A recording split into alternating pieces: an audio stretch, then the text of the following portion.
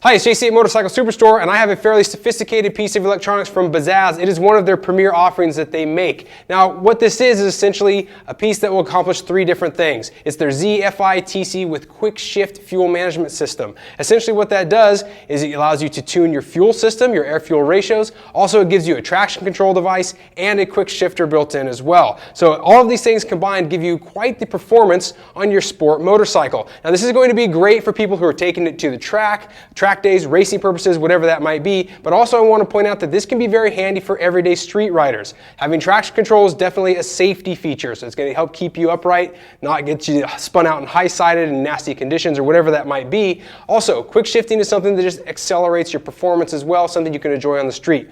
I want to make a note though, this is not CARB compliant or EPA legal for the state of California. Keep that in mind if you're ordering this. If you're in that state, it needs to be for closed course racing only. Now, let's talk about essentially what this thing is. This is your main component, and you're going to find lots of wiring harnesses that come into play here. The nice thing about it is that these are all plug and play. There's no snipping that needs to come in. You don't have to splice things in. I really like that because for a lot of riders, myself included, it starts to get pretty intimidating when you start cutting into the existing harness systems. So this is all very simple to install. We'll actually do that here in just a second on this Aprilia Tuono. But now this system is interesting because it actually uses your RPM to gauge your wheel spin, not a wheel sensor. So that allows it to be a little bit more accurate. Also, you can tune these across variable levels. You download software, you can connect it to your motorcycle after you get the new maps built up. You can also build your own fuel maps as well. So quite a bit of opportunity here. Better corner entry and safety, better corner exit as well, quicker upshifts, quicker downshifts. It is going to work with both of the shift patterns that are available, both the standard and the GP style. Now, essentially what we're talking about here in terms of the traction control, that's these components over here. So not only do you get to use traction control, but it has a switch system that you can toggle between two different settings. It also has a light that's going to go off as well, and that little light will indicate when traction control is operative, so you'll know exactly when it kicks in. This is your main wiring harness for the fuel management system. This is the piece that actually does the quick shifter. We're going to put this in line with the shift linkage. Now I want to point out as well that many models, this bike included, are not going to work with this product with their stock rear sets. You have to order up a separate set of rear sets. We've actually already done that with this. You can see the video for that. It's a light tech piece. But keep that in mind as well during the ordering. You can adjust this as well with simple tap features. Now that you have the general rundown on this, let's start taking body work off this Aprilia Tuono and see how the installation process goes.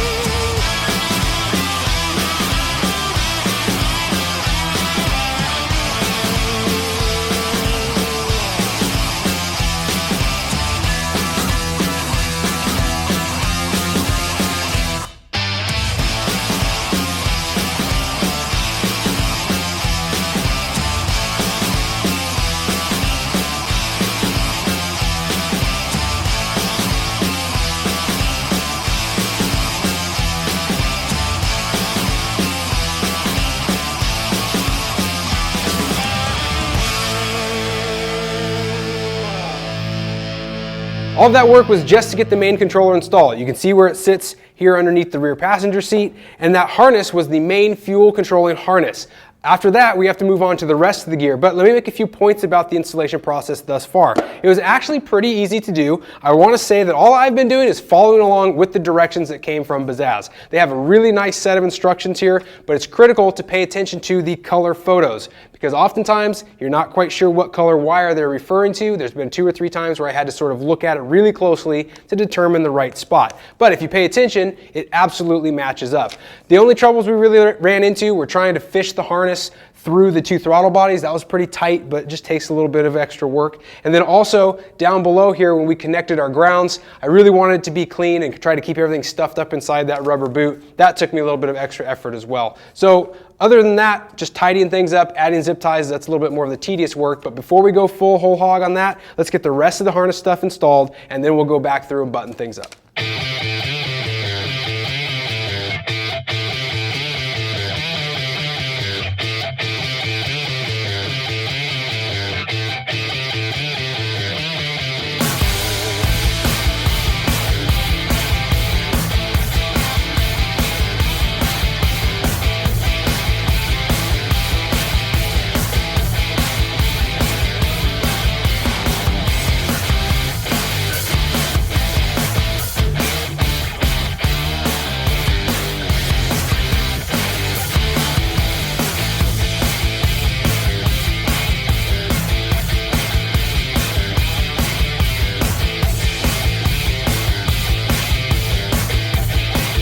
Our quick shifter is now installed, and we'll move on to the traction control. But before we do that, let's talk about some of the issues that we had struggles with on the quick shift setup. Really, this thing should be fairly simple to install. The biggest issue we had was the fact that we had an aftermarket pipe on. That's what's causing us the problems. We wound up having to fiddle fart around with the length of that rod down below because we were having clearance issues down on that area. Essentially, we got them figured out. We had to mix and match some pieces, and it's going to work out just fine. But I really don't think that we can get that shift lever as low as we'd like it to be, and it's not something we're going to be able to work around at the end of the day. So it's something that we just have to learn to live with. Also, the other thing that really gave me a little concern on this was the location of the actual module up here. We decided to attach it to this frame rail. It should be out of the way of the seat. It's not going to press on it. But the thing to note is that you can adjust the sensitivity on this higher or lower just by touching these buttons. This thing is not waterproof. At least it doesn't look like it to me. We wanted to keep this as protected from the elements as possible, so that meant keeping it somewhere under the seat, under the tank, where it wouldn't get very much water on it. This is the location we decided on. It's pretty much at the end of its length, and it actually worked out very, very well. We also need to go back through, tighten some things up with zip ties, some double-sided tape, but we'll do that at the end. Once everything is done, we'll do another once over and get all that stuff tidied up. Now that we've got that covered, let's go ahead and see if the traction control can get installed just as easily.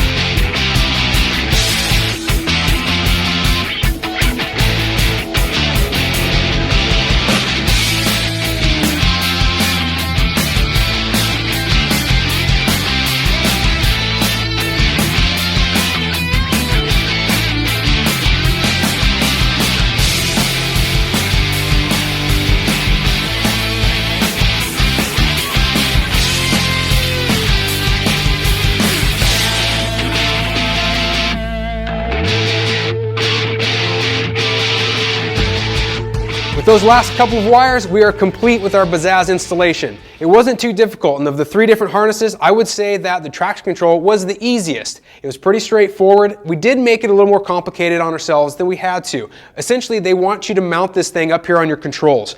These small diameter bolts that connect your perches for your levers. We didn't really like it. The wires hung down there. It was kind of janky looking, so we switched it over and put it on the handlebar mount, which is a larger diameter bolt. So we had to drill it out a little bit, made it a little bit more complicated, took a little more time, but the end result is much cleaner. It's out of the way, it's super sharp looking. Same thing goes for the flashing traction control light. That's now tucked up here underneath this front cowling. Again, a little more time, but I think the end result is definitely worth it. I do want to point out, there's lots of motorcycles that come these days ready for the street that have traction control from the manufacturers. However, Bazzaz makes it perfectly clear. Their performance traction control is designed for closed course competition, racing purposes on the track, not for public highways. So with the bike like like this, that's fine. It will see track day use, and the beauty of this is that it has this switch system up front. And let me explain how that works a little bit more. First off, you have the rocker switch, and that selects between 1 or 2 different maps on the traction control, so you can set that up and tailor it to your liking. However, there's also the dial next to that, and you can either go +5 or -5 on the sensitivity. You can also shut it all the way off. So if we want to take this bike on public highways where it will spend most of its time, we'll be able to shut it off and do that if we don't want to. When we go back to the racetrack, we can turn it on and run it as needed. Keep that in mind during the ordering process, see if it's right for you. Other than that, I'd love to hear your thoughts on this bike. I'd love to hear your thoughts on this product. If you installed it on a different sport bike and have some comments to make, please share those with us. You can leave those comments on the video down below. And don't forget, subscribe to our YouTube channel for more product videos.